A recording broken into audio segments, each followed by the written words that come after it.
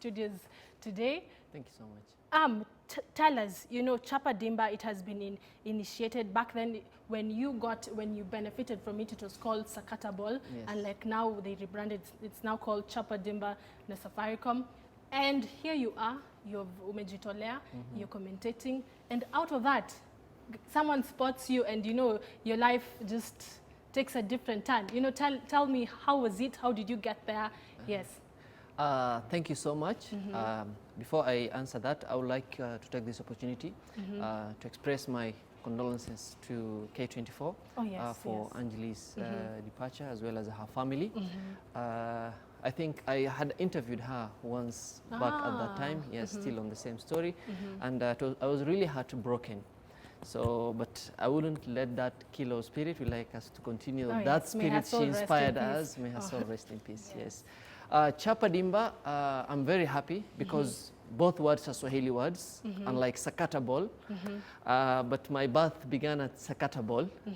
This Abdinur, this commentator, this sports broadcast journalist. So in Garissa in 2011, March, you know, after the launch in 2011, January, now here came, you know, the previous edition, Northern Kenya wasn't included because of many other reasons, logistics and a lot of things. But in 2011, at that time, you know, people were concerned about security and stuff. Oh, yes. But Safaricom said, why deny these young people this opportunity? So, and they never expected they will unearth a gem in me. So at that time, I was in Garissa. Now, What were you doing in Garissa? Or is it just your hometown? You know, here you have a talent, but then again, you don't have that platform. You know, I'm a commentator, I was doing poetry. You know, when you don't have someone discovering you, you keep on trying a lot of things, playing with a lot of things. That is you on our screen right now. This is Oh. after you were spotted. Yes. Unbelievable. You know, when I went to the Sakata Ball organizers asking them for an opportunity, at that time it was zonals. So they said, try your luck. If you impress us, then we'll give you the finals, now the regional finals. So at the zonals, I did my best. So at that time, we're using the microphone with the, you know, the cord, the one with the wire, yes, and you cannot move to everywhere. You're stuck somewhere. But they promoted me to, when they were at the semi-finals levels, they gave me the cordless mic, they put me on top of the track, you know, I could see the field from every angle, and it was an amazing experience. Now in July, they gave me a call to go for the nationals at City Stadium. They took place in August. So a young man from Garissa. 20 years of age? Yeah, almost 20 years. I just turned 20, by the way. You had just turned 20. Yeah, after my July birthday. Now I took over the microphone. This large voice, but a young man. Small body. Yeah, I was living with footballers, you know, the coaches, many other people. So it was really exciting because I could see people, though they didn't know that I was listening and watching them. They'll come, say, look at this young man, you know.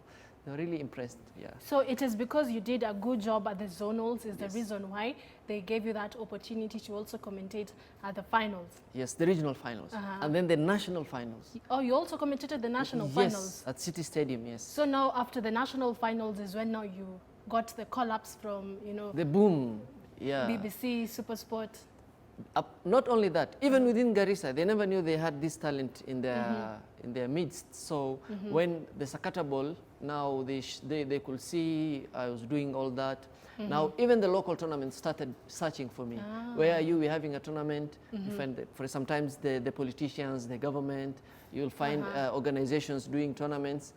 Now, Sakata So Ball, you're making good money. let me say this, because, you know, I'm proud of it. You know, Sakata Ball was my highest ever pay at that age. At 20 years old. Yes. They paid me. In fact, it was in a bahasha. And I couldn't believe. I said, maybe could they come back for it? Maybe this envelope wasn't for me. It was such a good deal. Yeah, the footballers will get the bag full of, you know, the boots, all those stuff. And I say this from you know, from my experience, and it was something I would really like other young people to experience it. Because that enabled me to set the standard for the amount of pay I should get as a commentator. Because, you know, people will say, ita Nura na umpe 500, you know. But 500 apana. Said, they had hey, already set the standard, so there's no way. Sakata Ball set the standard for me. So afterwards, unafika or ikae. So, okay, yes. So here the sponsors have spotted you from the zonals to the nationals. Have you ever looked back since then? Or, you know, someone would just say, I'll wait for Sakata, I'll wait for this MPs to call me, I'll wait for this. You know, have you ever like looked back and said like, now I've done a lot, now I'm giving up. Let me go to other things now. Nice question. You know, when I did the Sakata Ball and it offered me all those opportunities, I also became very serious with my commentary work. So now I started increasing my Swahili vocabularies, started learning more about the language. So you commentate in Swahili? Yes, Swahili. So afterwards, now it built my my commentary skills until I believed I could take part in the National Soccer Commentary Competition, that time by Supersport, called Bonga Boli, in 2012. Funny enough, they didn't do the Northern Kenya regionals, the Bonga Boli, so they had the Nairobi. Before then, I contacted a friend in Mombasa. I said, because Mombasa was also, I found maybe I could compete in Mombasa. So he told me, hey, hapa usikanyage. And I'm not lying. He told me that, hapa usikanyage. Kwa nini? Ameniambia hapa ushindani ni mkali sana. Then again, the fare was a bit high. And that time I wasn't actively working.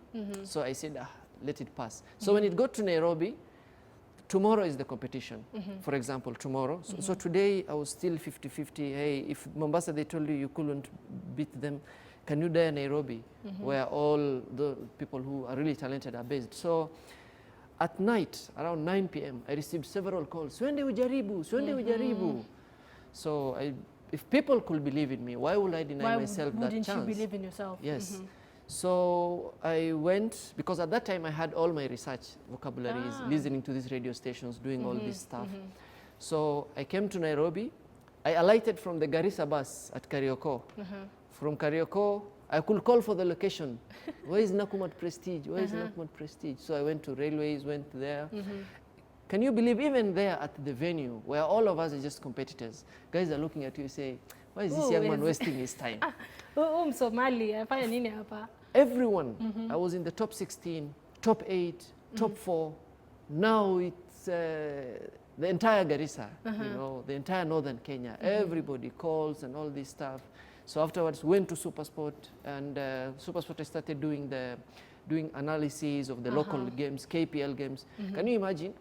There's no single player from northern Kenya has ever started a KPL match for a long period. Yes, there was only one player, was my former classmate in high school. He was called Faimel Moge. But the current league right now, even since that time, even now, none. Even my fellow journalists, sports journalists, I used to speak about the inclusivity, guys from northern Kenya. But the challenge is from our side as well. Because the conditions. The standard is high at the Kenyan league, so you have to match the standards or get out. So for me now, I had to work hard to match the commentary standard. The statistics, the research, all this stuff. So now being there really inspired many. So eventually you finished number in the competition? Number two. Nationally, number 2, yes. Nationally? Yes. So did that make you the first Somali, you know, to have the title of a commentator? Ama kuna other people from your homeland who have the same title? No, I can say I was the pioneer. You're the pioneer. Not only for that, but also on sports analysis, you know, Swahili commentary, a lot of things. Even in 2014, can you imagine, right from the inspiration, Sakata Ball, we did the Champions League finals. I was working for a Mombasa radio station called Radio Salam. So they never do, they only do local debates and religious related stuff. And but then I went there, I spoke to the program manager, I told him, please give me the opportunity for tonight, Atletico Madrid versus Real Madrid. He said, but how will you do that? Yeah, we did it. And even some callers who were not even soccer fans, callers, they said we just decided to listen to the match and we enjoyed. So what makes you unique?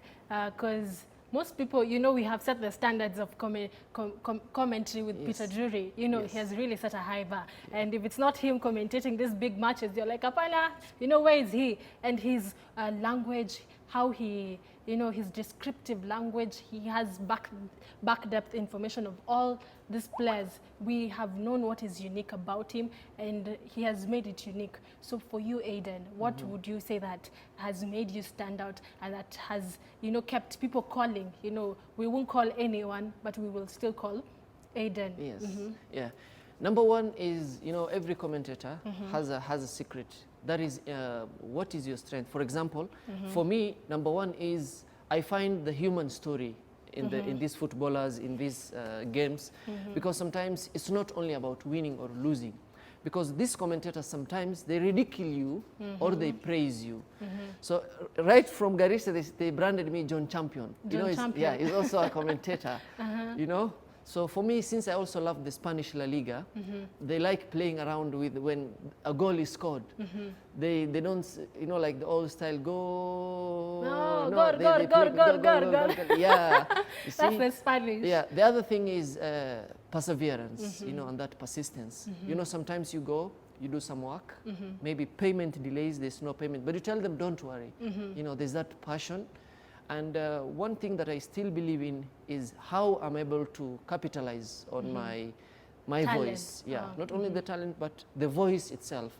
Because people believe that your voice has to be strong to some extent. Oh, yeah. But sometimes it commands. Commanding, you know, crispy and all this stuff. So sometimes you get more stronger, a commentator with a stronger voice, so you compliment. Because even in the audience, they don't have the same energy, with voice and stuff. You touch someone. So before, at least you say something to Safaricom, because if it wasn't for them, your life maybe couldn't have been where it is right now. If I was to throw you on the hotspot, pretend we are watching a game. Just pretend you're watching a game. Okay, imagine, I imagine. Okay. Imagine you're watching a game. Okay. Let's see what you usually do. Okay. Give me 2 stations within Kameme FM and I want within Milele Media FM. Max. Milele was Kameme. Yes. Okay, I'll put in some imaginary names for the Kameme because Milele FM I have a few. Okay. Which camera? It should be camera 3. Okay. Mchana mtulivu, karibu katika uwanja wa Nyayo Stadium. Mashabiki wameweza kufurika katika uga huu ulioweza kukarabatiwa na kufunguliwa rasmi. Ni fainali ya kombe la uandishi wa wanahabari na hii leo tuko na mchuano kati ya Milele FM na Kameme FM. Tuanze na orodha ya wachezaji kwa upande wa Milele FM. Ninaye Jalango ambaye anaanza nambari 1 kule langoni. Tunaye pia vile vile Mohamed anayecheza kwenye beki wa kulia. Na sitoweza kukamilisha orodha nzima maana muda ndio huo, lakini sasa tu naona kule amekaribia kwenye lango huyu. Jalango anafanya nini hapa? Naye ni mlinda lango, anamwandalia mwenzake pasi murwa, anautandika kwenye wavu Alex Mwakideu, kijana mwenye kimo cha fahali. Nguvu zake amezitumia, sio tu kuutandika ule mpira, bali kuwa na ubunifu wa kuelekeza ule shuti kwenye wavu. Goli la kwanza upande wa Milele. Je, Kameme watatumia umaridadi au juhudi zipi? Na mwana mkufunzi wao anahahaha kule nje, na Beti Kialo sijui anawashabikia kina nani. Na mwana Shikshi Arora naye kule akiwa na majonzi. Tutaendelea na mengi zaidi. Na kwa sasa tuweze kuangalia mabadiliko kwa upande wa Kameme. Afu na malizena gol. Nilipokuwa nazungumza naye Karen, wamejipa bao gol. Kameme wamesawazisha. Namna gani Milele? Tulidhani wangeongoza Milele, lakini sio kwenye Kameme, maana kelele hazizidi Kameme. Amazing, Aiden. That is amazing work. You know, in just camera 5 right here, what would be your word to Safaricom? Because that is amazing talent. You know, I would also have spotted it, but this is Safaricom. You just tell them something as we wind up our show. But they also did the Lipa na M-Pesa advert for Safaricom and Naivas. And I still believe we've always had that relationship with Safaricom. But I really like to tell them thank you so much, and especially to your representatives out there in the regions, in the zonals, because through their belief in unknown names like us, we get a lot of exposures, including getting the opportunity to inspire the future generations and even those who today might feel uninspired. So thank you so much, Safaricom. Keep doing what you do, because there are a lot of talents, but without platforms, those talents will just remain unknown. Thank you so much. Thank you very much, Aiden. If someone is asking if you're single, because we're actually matching, you know.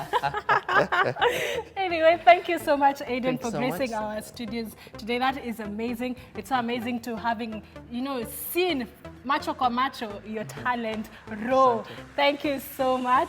That was Sports Hub. My name is Karen Kibet. We'll do this all over again tomorrow. Have yourself a lovely afternoon. Ciao.